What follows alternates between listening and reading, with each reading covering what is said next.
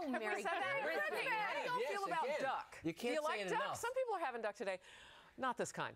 He may be a lame duck, but the president has a lot he wants to do in his last year, so we've heard, like closing Guantanamo Bay, executive action and guns, and help out the Democratic presidential nominee, whom we were just talking about potentially could be Hillary Clinton. Will he fulfill the wish list that he has? Will Republicans try to counter him? We'll talk about it all.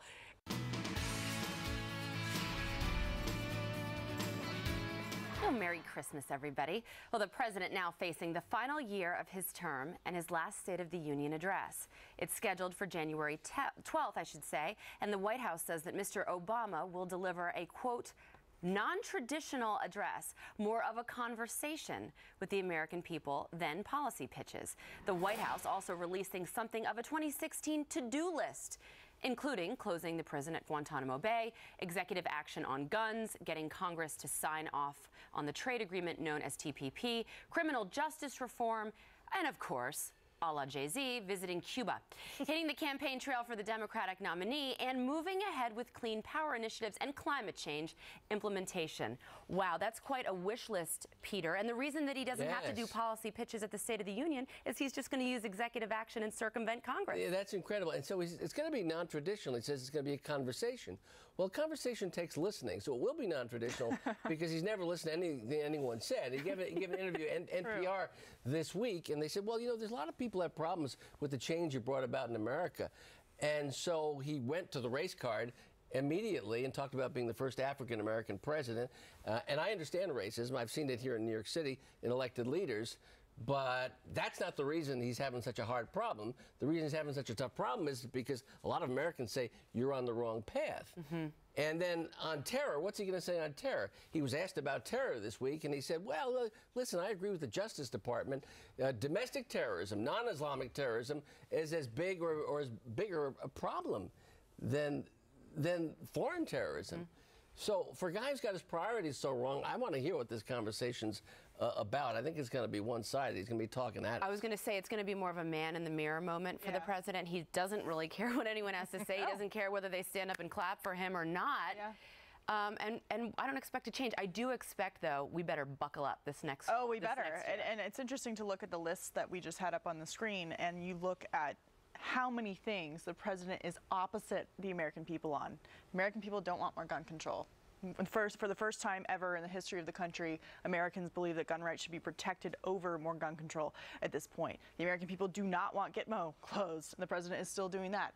American people who are suffering in the economy don't want the trade agreement necessarily signed because it actually benefits foreign workers and not domestic workers. I mean, you look at the list of things that he's making a priority in his last year as president of the United States, and it's all about Barack Obama and his progressive base. It has nothing to do with listening to the majority of the American people in this country. What is a side dish for lame duck exactly? Oh, it's executive wheat sauce, I believe. No, it's executive pen next to potatoes. There are a couple things that weren't on that list. I'll just talk about one of them. Where's immigration? Oh, yeah, that too. Yeah. I mean, it's interesting. Perhaps the president would have some difficulty having that mirror conversation. You've got Kate Steinle's death in San Francisco. You've got the recent San Bernardino killers, and they couldn't even make it through a fiancé visa application, apparently, in vetting.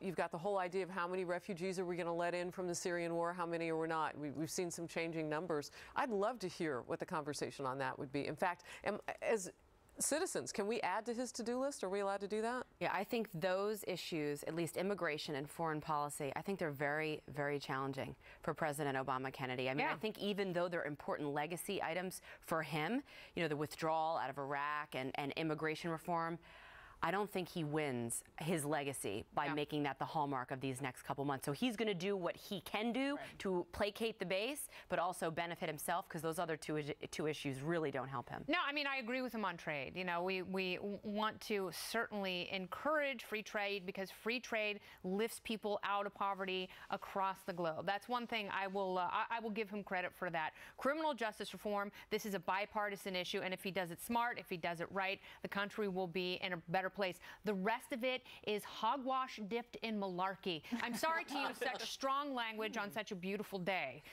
but this president is so off base, especially when it comes to things like gun control. Right. People want to be safer. They want to feel better. It's all about his legacy. The Iran deal for him is his Middle East peace deal. You know, he couldn't get the Palestinians and Israel together, so this is his silver medal. You just put together Obama's Christmas meal. It was what?